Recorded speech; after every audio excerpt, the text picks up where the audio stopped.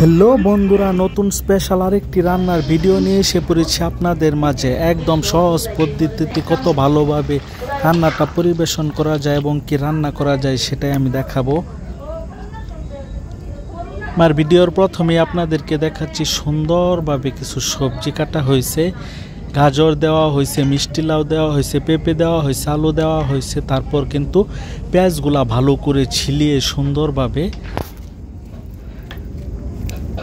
গরম পানির মধ্যে হালকা একটু হলুদ, হালকা একটু লবণ দিয়ে সুন্দরভাবে কিন্তু সিদ্ধ করা হচ্ছে। সবজিগুলো কত সুন্দর দেখাচ্ছে।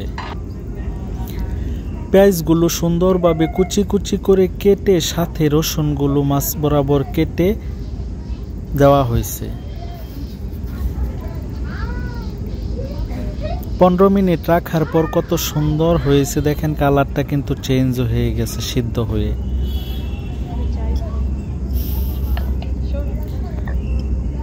মরিচ, পেস্তা বাদাম,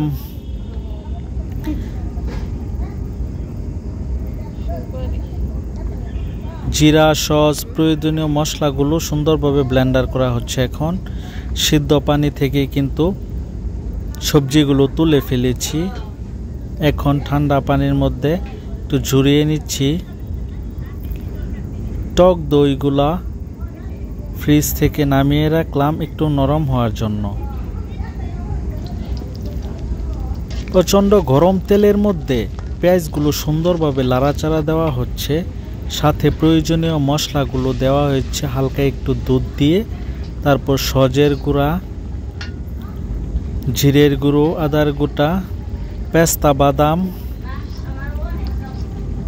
আদার্স মশলাগুলো ব্লেন্ডার করে তেলের মধ্যে দেওয়া হয়েছে। সুন্দর একটি কালার এসেছে। আর একটু পরিমাণে দুধ দিয়ে দিলাম।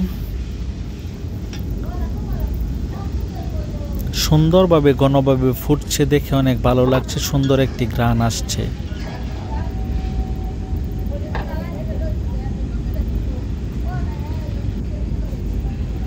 সেই সিদ্ধ করা সবজিগুলো সেই মশলার মধ্যে সুন্দরভাবে দিয়ে দিচ্ছি।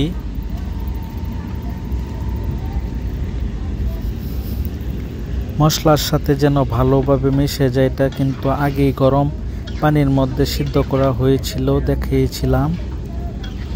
সাথে কাঁচা মরিচ দিয়ে দিয়েছি কটা, মাঝখান দিয়ে কেটে। তেজপাতা দেওয়া হয়েছে, সুন্দর একটি স্মেল আসবে, দেখতে অনেক ভালো লাগবে। এটা কিন্তু স্পেশাল দুধের সবজি। এখানে পর্যাপ্ত গরুর দুধ দেওয়া হয়েছে, পেস্তা বাদাম দেওয়া হয়েছে, দই দেওয়া হয়েছে, টক দই দেওয়া হয়েছে যেন ভিন্ন একটা স্বাদ আসে।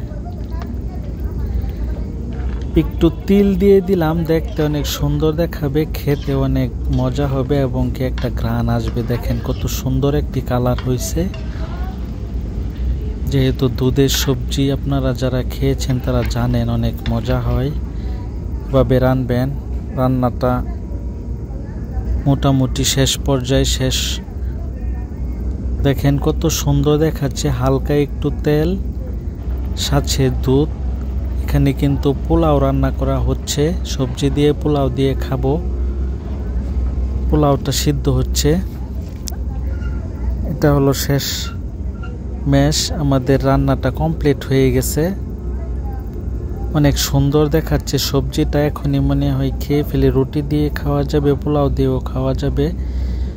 অনেক মজা হয়েছে। টক দই এবং কি দুধ দিয়ে, গাজর দিয়ে, হালকা একটু তেলতেলে একটা ভাব। খেতে কিন্তু দারুণ অসাধারণ ও লোভনীয় হয়েছে। আপনারা এই ভিডিওটি দেখে রান্না করে খেতে পারেন। আজকের মতো বিদায় নিচ্ছি, অন্যদিন দেখা হবে আপনাদের সাথে।